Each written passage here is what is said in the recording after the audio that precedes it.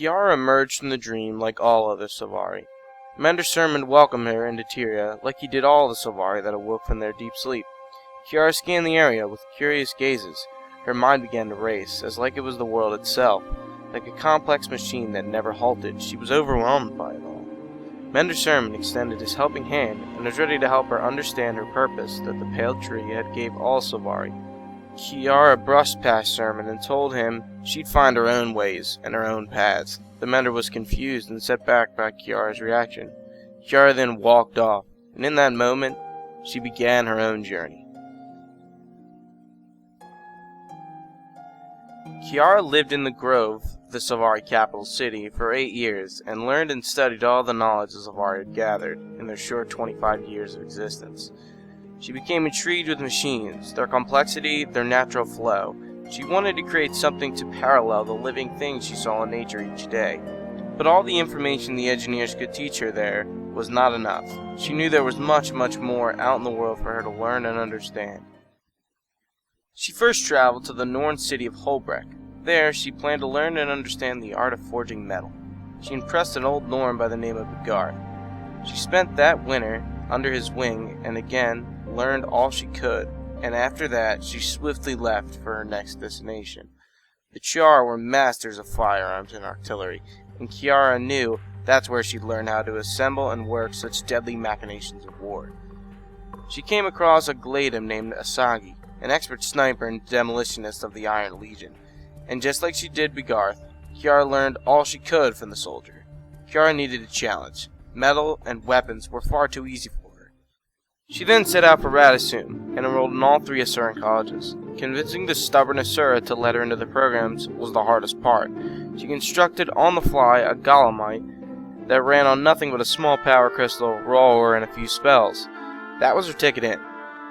First was Dynamics and Statics. She graduated in 1 year at the top of her class and quickly moved to Synergetics. This college took her a bit longer. However, the subject of the Eternal Alchemy piqued her interest.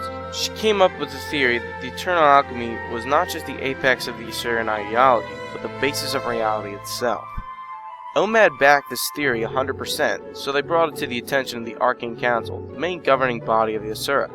It was immediately rejected and claimed as, quote, unsupportable. Kyanira then reached out to the next group that would hear her out, the Inquest. Kyanira's time spent with the Inquest was short but extremely productive.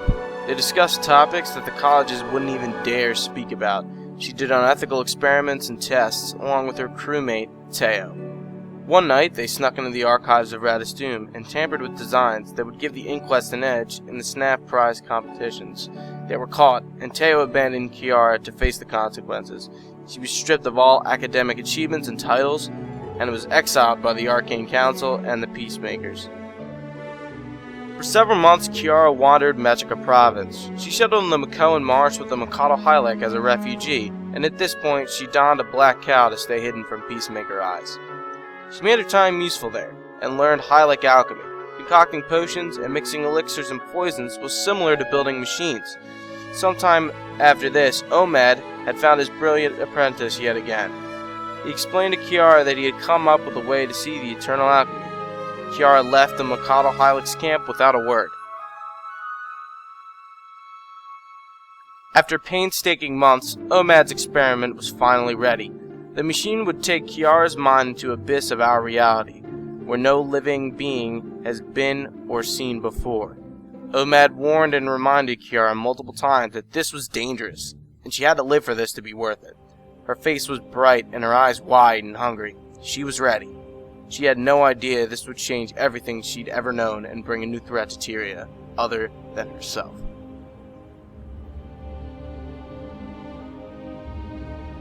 There it was. The world as we knew it. Tyria, floating before her. As Kyanira plunged through the void, all of a sudden, she heard a voice. She hadn't heard it in years. The pale tree. Please, go no further. In seeking to comprehend the forces that shape us, you will unleash them. Society cannot withstand that. Kyanira imagined her physical body smirking. She told the pale tree she was thinking, and pressed on, ignoring her warning. Kiara's first vision was that of a tree resembling the pale tree. Hanging from its branches were her own people. The Savari bodies hung like fruits or nuts, and their eyes moved and rolled as they took in their surroundings. This was not what Kiara wanted to see, and then before her eyes, she spied a red thorn vine. It began to entangle the tree from its base. It cut into the tree, and green-black ichor oozed from its wounds. It was like a battle, and the red thorn vine was the winner. Kiara saw herself in that vine. The tree struggled against her. She was meant to be part of it, to participate in its grand purpose. Instead, she was no more than a virus. "Now do you see," said the pale tree, as it whispered into her ear. "If you are not one with what you were born to be, you are lost. Worse, you are dangerous." Kiara turned to face the voice's direction. "Dangerous, you say? So be it." Her voice and her entire entity boomed through the void like a raging storm. Kiara continued to plunge through the visions, with only her maniacal laugh to be heard.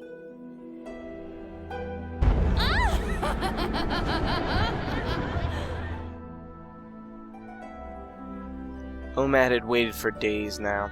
The Savari had been thrashing around and howling random words. He couldn't tell if it was in pain or not, but he let the experiment continue anyway. He sat there with his fists clenched and eyes shut hard.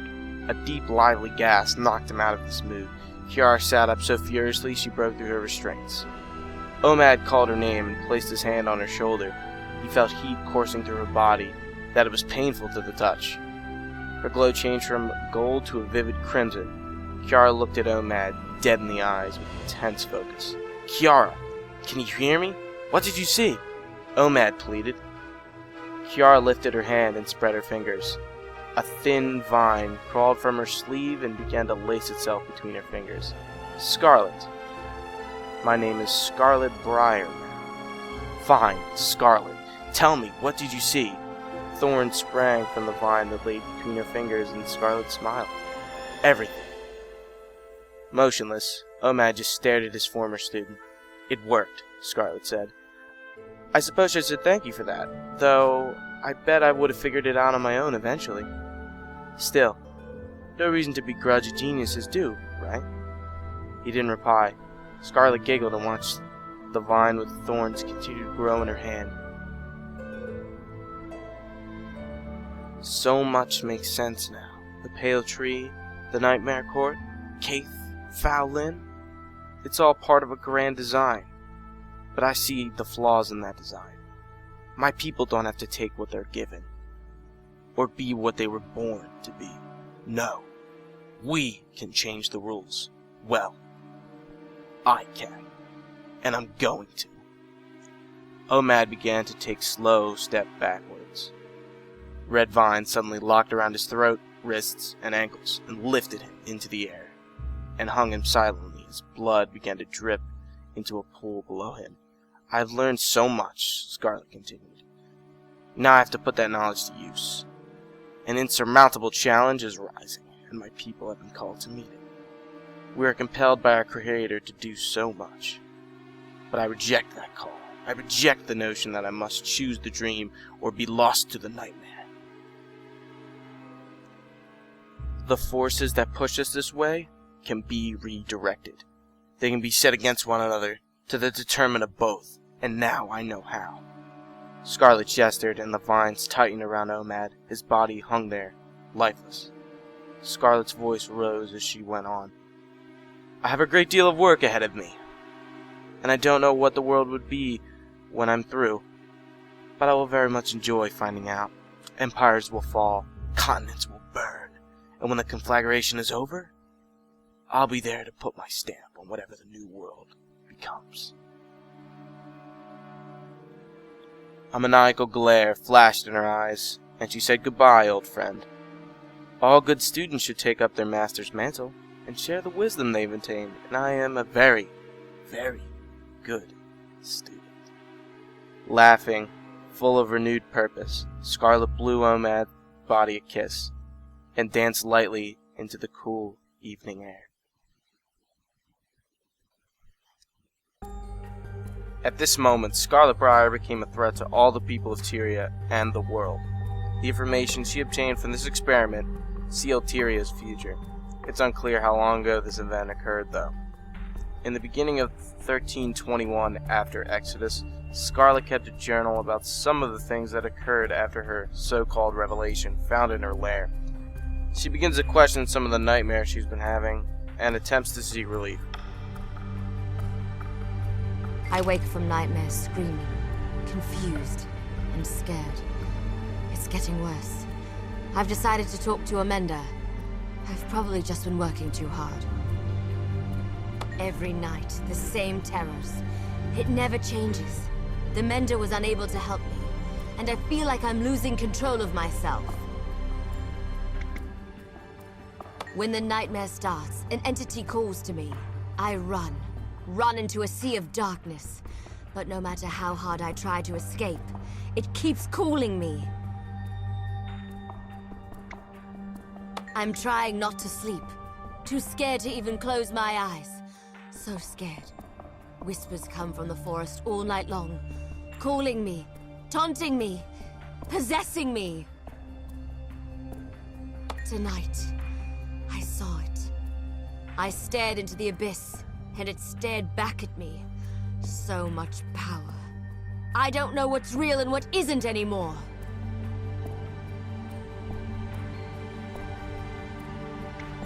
Control of my world, of myself, is slipping through my hands. And yet, I'm no longer scared. It communicated with me through images of death, destruction, and destiny. I must know more. I must confront it and put an end to this madness! According to her journal and what already occurred, Scarlet lost the battle with this nightmare and lost her mind and control of herself. At some point later, Scarlet worked with the inquest at the Thaumanova Reactor in Metrica Province. This base was assigned with the task of investigating and researching dragon energy and the ley lines that carry it through the world. The reactor itself was built on top of one of these ley lines. Little is known to the public about exactly what caused the reactor to go nuclear and caused the fallout we see there today. All we know is Scarlet foiled the inquest's plan and took their data for her own use. The exact date of this event is currently unknown. All we know it's between the year of 1321 AE and 1326 AE. Reactor approaching critical panicked evacuation. General mayhem and hysteria. Yep, I'd say my work here is done. Sorry about all the death, and for the portal pandemonium.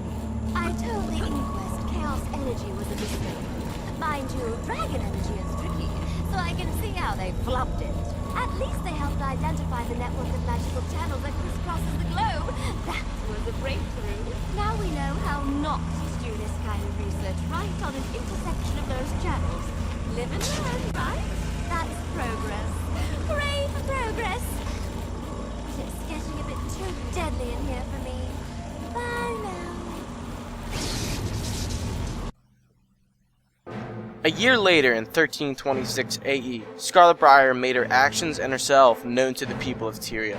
For the first phases of her plan, though, she didn't make herself known. There were reports of natural disasters ravaging homes of the Char and the Norn in the Wayfarer foothills and Diessa Plateau regions. The reports were not clear as in what exactly was going on. Reluctantly, with the help of a Char Gladen by the name of Rock's Whetstone and a young Norn Guardian named Bram Erson, we put the pieces together. With their help, we uncovered a group known as the Molten Alliance. This was an unexpected consolidation between the recently broken Flame Legion Char and the splintered Dredge. It combined the magic of the Flame Legion Shamans and the mining technology of the Dredge to create deadly weapons of fire and might.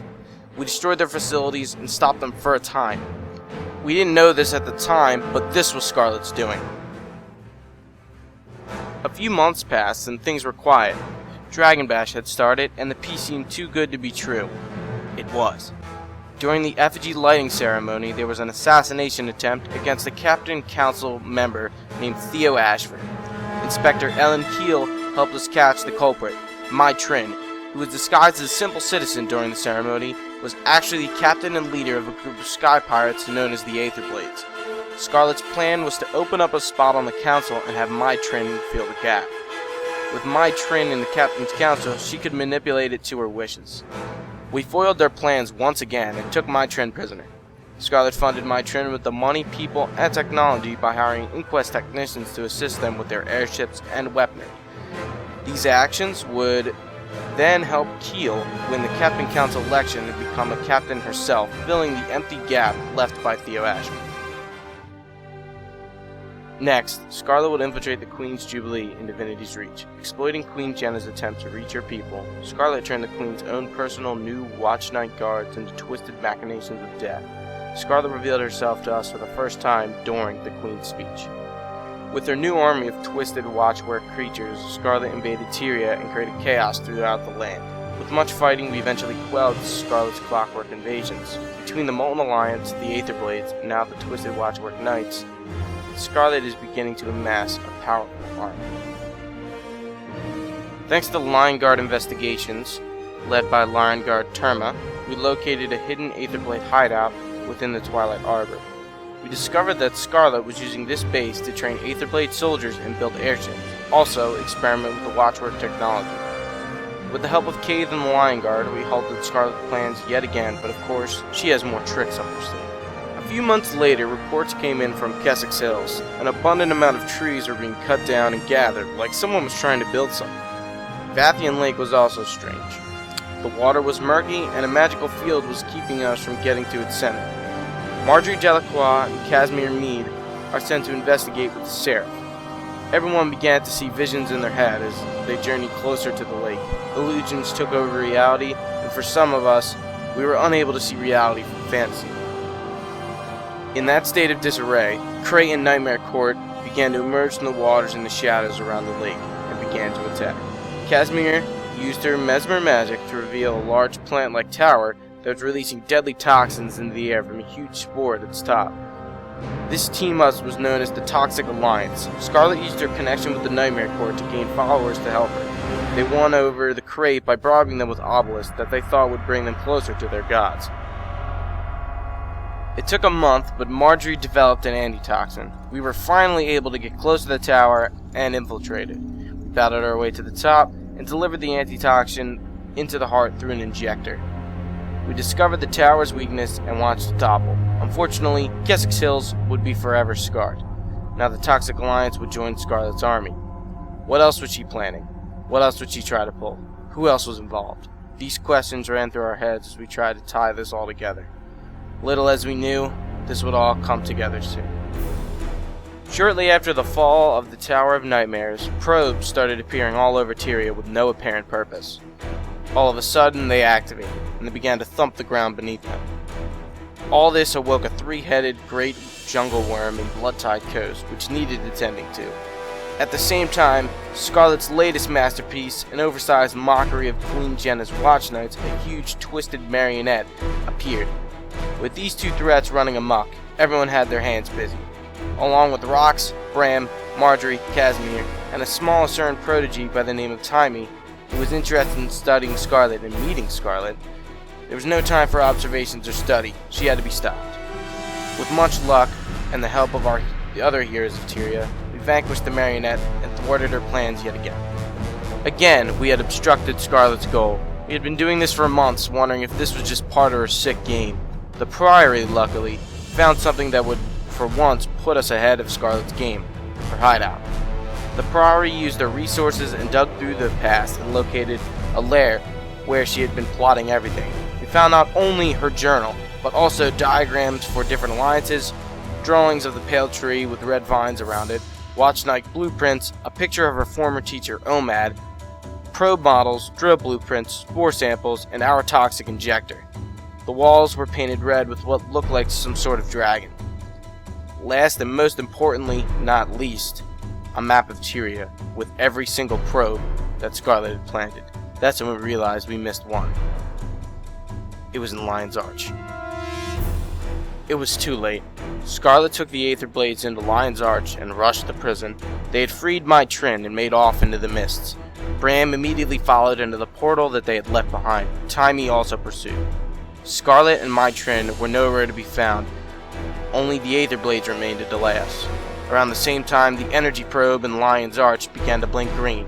Something was coming, and we had to prepare. Captain Magnus the Bloody-Handed and Ellen Keel took charge and went to the Captain's Council with plans of evacuating the citizens of Lion's Arch and to prepare for what was next. The rest of the Council insisted that this was nothing, and Scarlet was just toying with us like she had in the past. Before they could be persuaded, it was too late. Scarlet had begun her invasion of Lion's Arch. Her army was massive, and not enough for the Lion Guard alone. The Molten and Toxic Lions, alongside the Aether Blades, the Twisted Watchwork Knights, raided the town without mercy. We thought fast. We devised an escape plan to enter and exit Lion's Arch through 3 ways. One for Bloodtide Coast, the other Gandaren Fields, and lastly, Lonar's Pass, with a forward operating base at each location to give refuge to people. We entered and rescued and killed as many people as we could. We couldn't rescue everyone. We did the best we could in the time that we had. Using our antitoxin, Scarlet flooded the city with a new miasma that was better than the last. She also used her new Breachmaker device to drill into the surface under the water. What she was looking for, only one could guess.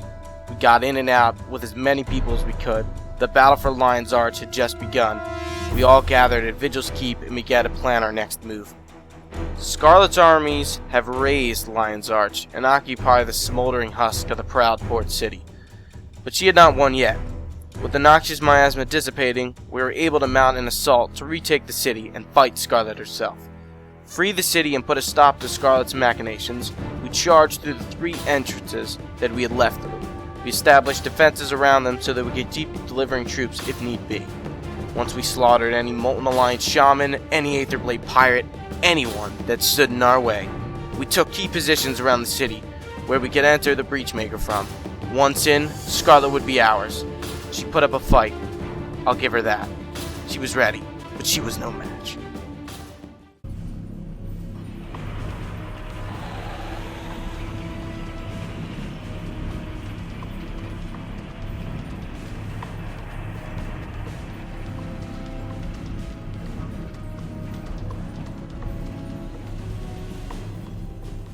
Good. We're all here. Yeah, just in time too. Scarlet's wounded. Be careful. Just because she's down doesn't mean she's out. All together then? All together. Let's finish this for good. Why don't you lead the way? We'll be right behind you. You're about to get your wish, Rox. Looks like the stone warband's within your grasp. As is glory for you, Bram. We'll do this together. Jory, I have a bad feeling about... Don't worry. I've arrested plenty of scum like her.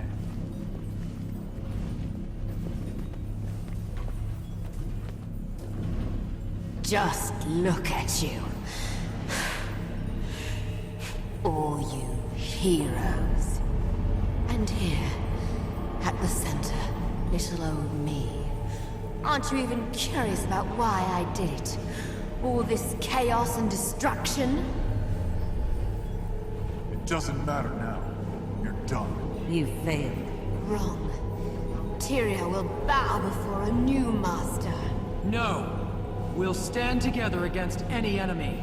Yeah, we're Tyrians. We don't like getting pushed around. So, what now? You big, strong heroes going to take me to jail? Something like that. Jory, be careful. I'll do something all right. I'll end this for good. That's it. Come and get me, if you dare.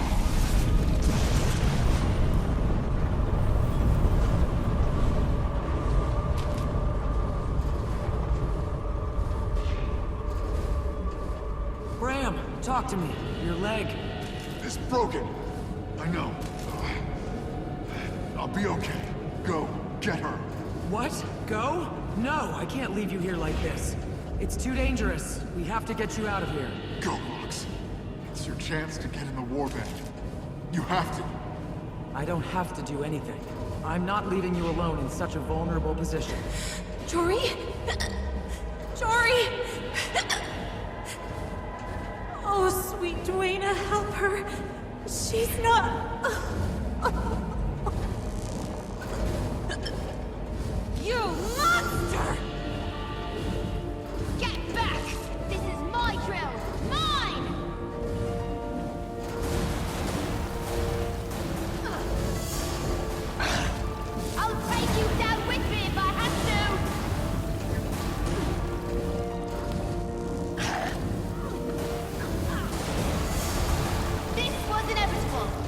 won't let you spoil!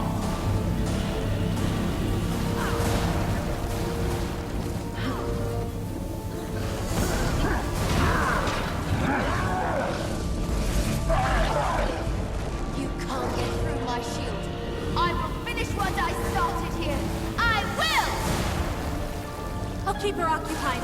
You get in there and do what needs to be done. I'm over here! Oh, princess! I'll kill every last one of I'm you. over here. You can't fool me. I've seen the other side of the eternal You alchemy. couldn't hit a city gate. Now you're making me angry. Kyanira, Kyanira, Kyanira, That's Kyanira. not my name. What's the matter, Kiara? Calling me that. It's not my name. Listen, her shield drops when she attacks. Make it count. End this now.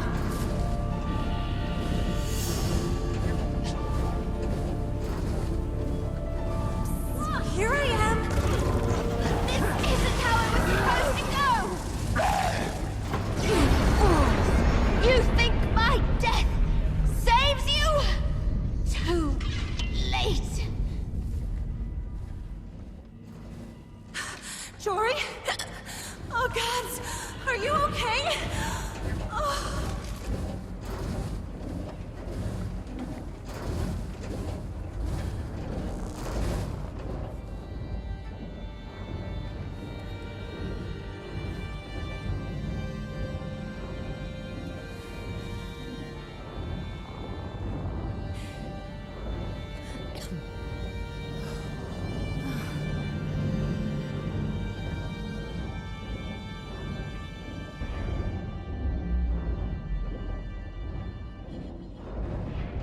Jory! Oh, Jory, I thought you were... I thought... Hush, love. I'm okay. Rox works in battlefield magic on me. It's okay, honey. I'm going to be okay. Guess it's a good thing you stayed behind, huh? Definitely a good thing, my friend. Definitely a good thing. All right, hero. That's enough cuddling for now. You better report this to Magnus. I bet everyone on the ground could use some good news. What the...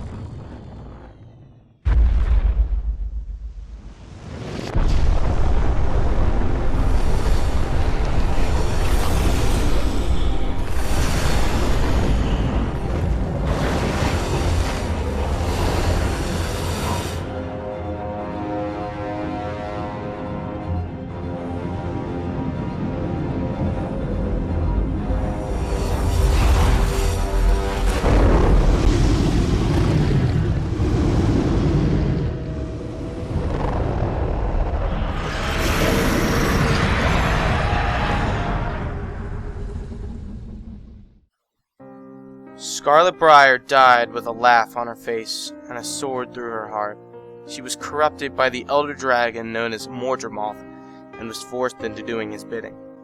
Scarlet accelerated his awakening. He will rise one day, and when he does, the heroes of Tyria will be there to see his destruction. But before Mordremoth, there was another elder dragon, Zaitan. The undead dragon of Ore once was a threat to Tyria, but that is a tale for another day.